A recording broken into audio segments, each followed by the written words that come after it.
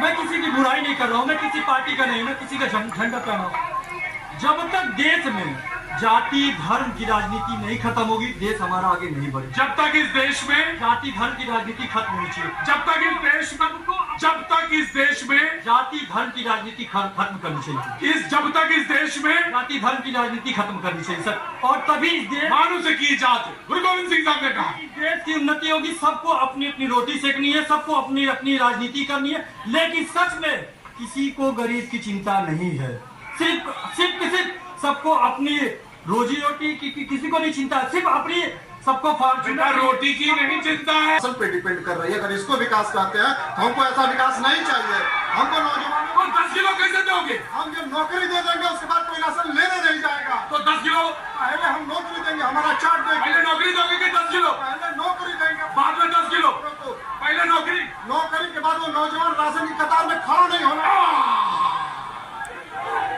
पहले उन्होंने भी 10 किलो का वादा किया है, पहले बोले कि हम नौकरी दे देंगे।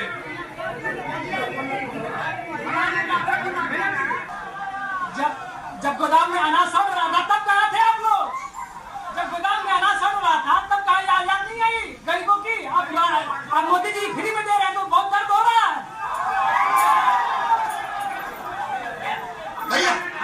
भैया जी, आप शुरू में प्रश्न किए थे शिक्षकों को पेंशन और एक भाई को पेंशन कैसे मिलेगा जो कि किराने की दुकान किया हुआ है। जब ये राशन दे रहे हैं तो उसको रोजगार नहीं मिल रहा है। पेंशन की बात बहुत दूर है। तीसरी बात अपने अधिवक्ता समाज के लिए कहना चाहता हूँ, सरकारों का मैनिफेस्टो आया है, लेकिन किसी मैनिफेस्टो में अधिवक्ता के हित की बात नहीं कही गई। पेंशन चाहिए, पेंशन न मिले, अधिवक्ता कल्याण निधि मिल जाए, यही बात नहीं एडवोकेट बोले भैया ने अभी कहा कि 4 करोड़ 85 करोड़ जो राशन हर परिवार के, इनको पता होना चाहिए कि एक जो एमबी होती है, एक सदस्य को 5 किलो मिलता है। 85 करोड़ लोगों को 5 किलो जो महीने में 2 बार राशन मिल रहा है, मुफ्त मिल रहा है। उसके बाद मुझे बता रहा हूँ, हाँ तो वही बता रहा हूँ, आप वही बात बता रहा हूँ। उसके बाद रही राशन की बात, हर घर में लगभग 12 करोड़ लोगों को उज्ज्वला योजना के तहत प्रधानमंत्री जी ने गैस दिया।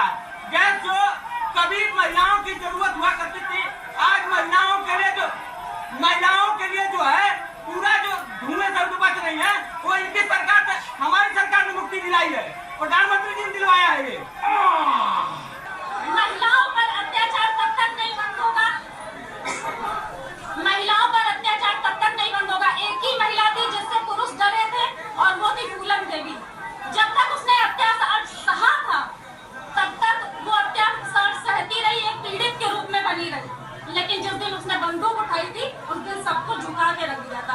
आज मैं यहाँ पर जितने भी पुरुष समाज है, मैं इन लोगों से सिर्फ एक ही बात कहना चाहूंगी, सभी सभ्य समाज के लोग हैं, जितने भी लोग यहाँ पर खड़े हैं सभी सभ्य समाज के लोग हैं। अगर कोई भी महिला रास्ते में किसी तकलीफ में होती है तो इसमें से कितने लोग उनकी तकलीफ दूर करने की कोशिश करते हैं। लेकिन एक सवाल, आज भी ये लोग जनता मतलब सरकार पर सवाल उठा रहे हैं कि मणिपुर में ऐसा हो गया वैसा हो गया। ठीक है, नहीं होना चाहिए था, सरकार को ध्यान देना चाहिए था, लेकिन सोचने वाली बात है। मैं इसी सभ्य पुरुष समाज से ये पूछना चाहती हूँ कि आम बात में अपनी कुंठा व्यक्त करनी हो या खुशी जाहिर करनी हो, माँ बहनों की गालियाँ 5 किलो राशन एक आदमी मिलता है जिसमें 2 किलो गेहूँ मिल जाए। कौन ऐसा व्यक्ति है जो 2 किलो गेहूँ एक महीने तक खाएगा? मुझे इस बात का जवाब चाहिए, कौन दे सकता है जवाब? तो 10 किलो कैसे खाओगे? तो वही पूछे, नहीं तो उनसे पूछिए कि तुमसे पूछा तो था, तुम 10 किलो कैसे खाओगे? मैं वही तो सवाल कर रहा हूँ कि राशन को हटाकर रोजगार पर पाइए। राशन हटा दी सर, 1000 पीछे 8 बच्चों में ये रोग हो रहा है और छोटे बड़े सबको हो सकता है। सबसे बड़ी दिक्कत यह कि मैं अपनी खुद की जो गवर्नमेंट है उत्तर प्रदेश की, उससे विनम्र निवेदन करूंगा कि इतने आपके सरकारी स्कूल है, हर जगह पर है, कम से कम उन बच्चों को पढ़ने की शिक्षा देने के लिए, उनको स्पीच थेरेपी देने के लिए, इलेक्ट्रोथेरेपी देने के लिए तमाम सुविधा दे सके उन बच्चों को। यहाँ से 200 किलोमीटर से पहले कोई स्कूल है, वो भी मिलिट्री का स्कूल है, रेड ईगल करके इलाहाबाद तेलियरगंज में। बाकी कहीं भी कोई इसका स्कूल नहीं है। हम लोग छोटे छोटे किसी तरह कमा करके अपने घर चलाने वाले लोग हैं। अभी हाल ही में मेरे बच्चे का एम्स में ऑपरेशन हुआ है और एमईजी उसमें एक जांच होती है जिससे पता चलता है कि वो इलेक्ट्रिक करंट कहाँ से पैदा हो रहा है। वहाँ पे भी उन लोगों को सैलरी नहीं मिल रही है। सेंट्रल गवर्नमेंट से भी, मैं मोदी से भी आग्रह करूंगा कि वहाँ के लोगों को सैलरी जल्द से जल्द मिले। हम समझ पा रहे हैं कि घोसी की सीट समाजवादी पार्टी खाते में जाएगी, लिख लीजिएगा। विजय हर हर मोदी होगा।